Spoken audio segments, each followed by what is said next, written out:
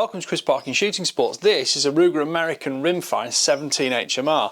Now, some years ago I've done various reviews of this in 2.2 Rimfire, I think, but you know, I thought I've not done one in 17 HMR, and when I saw one for sale I kind of picked it up because it kind of helps me do a few review projects, and I've got a Night Stalker on here from Pard which sort of fits with it well for doing some rabbit control, so it fit in with what I need and was great for use with that.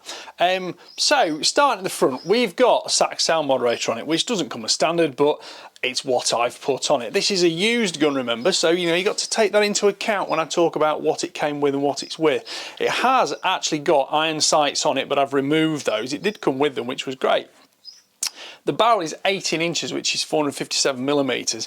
It's a 6-groove barrel, 1 in 9-inch twist rate, and it is cold hammer forged, so you get good long-term durability from that. Ruger do generally make pretty good barrels.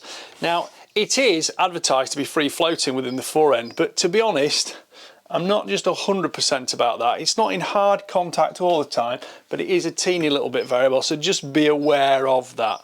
Now, looking at the stock is synthetic. It's got a really nice sort of semi-beaver-tail fore, and you can grip onto that really well, and it comes with sling studs fitted. It's on a fake Harris bipod at the moment, which is nothing like as good as a real Harris bipod, but that's just what was knocking around. And with it only being a lightweight rimfire, this one is fairly durable. It hasn't broken yet, so I just thought I'd pop that on there. Put some sports match mounts on it. It's got dovetail for airgun rimfire dovetail. Thread at the front, by the way, is 1/2 inch for the moderator. What else can I tell you about it now? So bolt release is on the left side here, and the bolt pops in and out like that. So you've got twin extractor claws, firing pin on the front, and that's a 60-degree lift on that bolt. So you get really nice, fast action cycling with it. And I've also just added one of these little aim point rubber bolt knob covers just because it speeds things up a little bit, adds a bit more tactile grip to it. Does tend to leave black marks all over your hand now. Now, of course, one of the best things about Rugers, both 1022s and the American Rimfire, either 2.2 or 17 HMR, is they use these superb rotary magazines. Now, of course, in a 17 HMR, where you've got only copper, brass ammunition, you've got no lead, no lubricants anywhere, these stay much cleaner than in the 2.2 Rimfire, but this one holds 9 rounds. It's easy to strip down if you ever need to, but to be fair, I've never had to strip down one of the 17 HMR mags, and they are super reliable and they feed very smoothly as well. Pops in on the bottom there, and you've got quite a large lever release there, which is ambidextrous, and that will just drop under its own weight when you want to use it. Right, the trigger is the Ruger Marksman trigger. That has got the inner safety blade on it, so let's have a look and see how crisp it looks. It certainly shoots nicely. You know, the safety blade is a little bit like having a 2-stage trigger. You depress start onto the trigger there, squeeze, and the safety catch is on. Safety catch, by the way, is on the tang there. This is a safe dry fire anyway, so put that safety blade down, squeeze, and we get a fairly crisp break. It's about 95% crisp. There is a little bit of movement in the trigger, but it's smooth and you don't actually feel it grating or anything like that. That trigger is actually adjustable from 3 to 5 pounds, which is 48 to 80 ounces, or 1400 to about 2200 grams.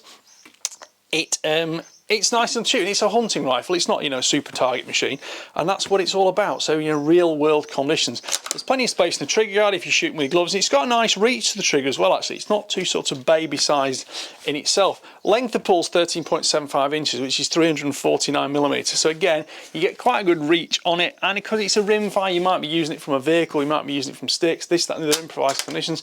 You don't necessarily need that super long length of pull on it. But I say it comes with sling studs. If you remove the rear sling stud, it also comes with 2 complete inserts here which control length of pull and the cheek piece height.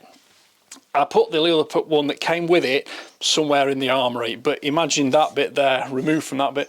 That just slots out, slots back in, and it gives you a little bit different length of pull, a little bit different cheek piece height, and you do get very nice alignment on that into the scope, and it's nice and slim, and it fits under your cheekbone without displacing your jawbone itself off to one side, so you can still keep a nice head position on it. That draws my attention to one of the only weak points of this rifle. The recoil pad there isn't really a recoil pad, it's just a plastic butt, so there's no actual rubberization on the surface or anything like that. It's not a copolymer moulding, and it does mean it's a little bit slippery in your shoulder, so you do need to make sure you've got it gripped in there fairly tight, because if you let go of it, it will just, you know, just slip down your shoulder, whereas a rubber pad will grip a little bit better. There's plenty of grip here on the actual grip itself. You know, there's these moulded in parts with some stippling, grip cap on the bottom. You get the Ruger logo if you like that, which I think is quite nice. It's quite a classic logo, and you've got the little stippling and the ribs on the front here to give you more grip on the forend. So realistically, it's a very straightforward, very simple rifle. Now, as I said, the barrel is 18 inches, which is 457 millimeters. Overall length, 940 millimeters, which is 37 inches. Length of pull, as we said, 13.75, which is 349 millimeters. And then the overall weight is 5.5 pounds, which comes at 2.5 kilos approximately.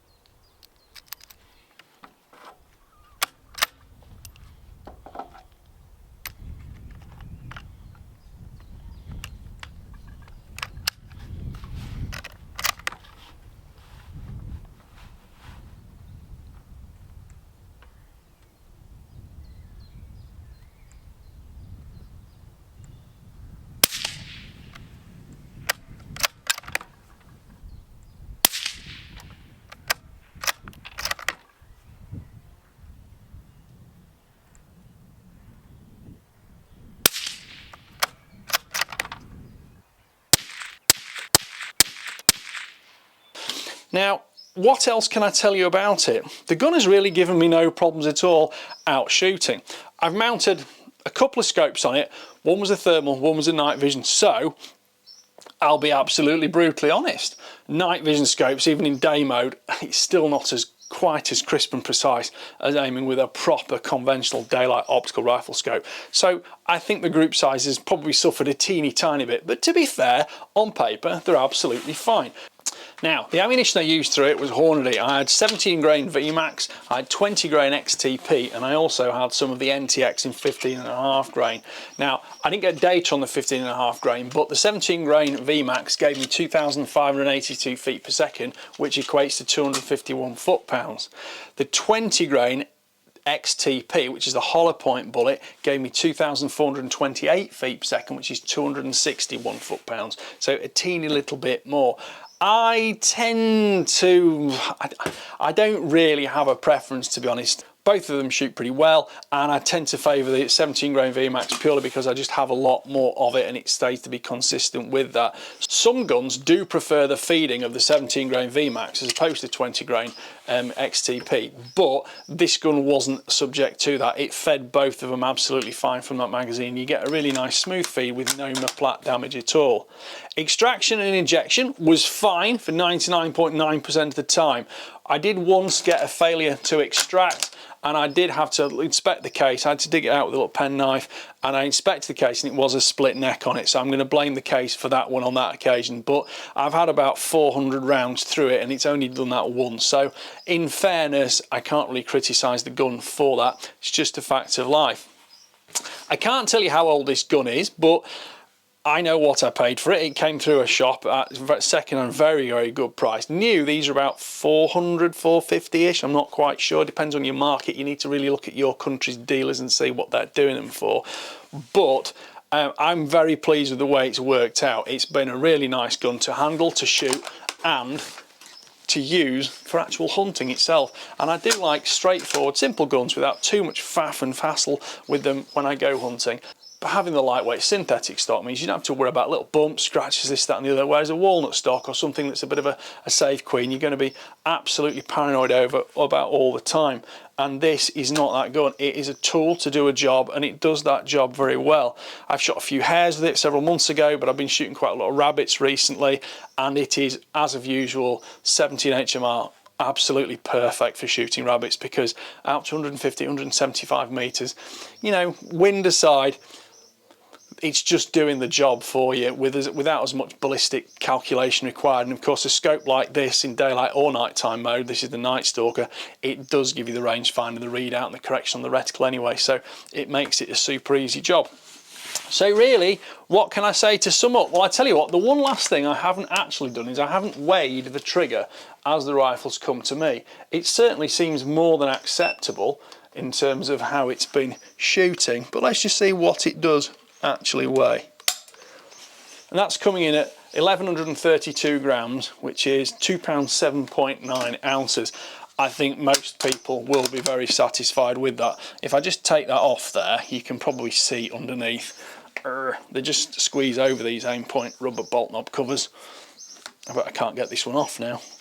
Anyway, essentially, it's just a sort of 20mm steel, blued steel ball. You can just sort of see it under there, but that's not coming off now, is it? So I'm just going to leave it put before it leaves black marks all over my fingers. So there we go. That is the Ruger American Rimfire in 17 HMR. Simple, straightforward rifle. It does exactly what it says it's going to do. The magazine system holds, you know, it's got 9 rounds. A lot of guns have got 5 with a flush fit magazine, so the 9 might be beneficial to some people. And of course, Ruger magazines are easily available, not too expensive if you want to get additional ones to keep in your pocket. It's got aluminium feed lips on it, so it's going to last a very, very long time. And other than that, the controls do exactly what you need it to do.